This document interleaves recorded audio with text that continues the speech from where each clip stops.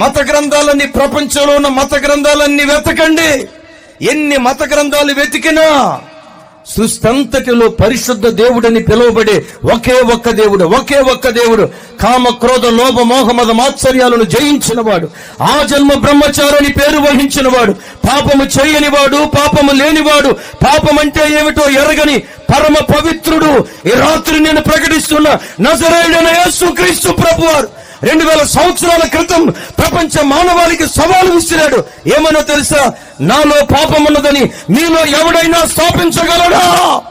2000 సంవత్సరాల క్రితం నా ప్రభు విసిరిన సవాలు నేటికి మానవాళి చెవుల్లో గింగుర్లమంటూ మారుమోగుతూనే ఉంది. పరిశుద్ధుడు ఒకే ఒక్కడు.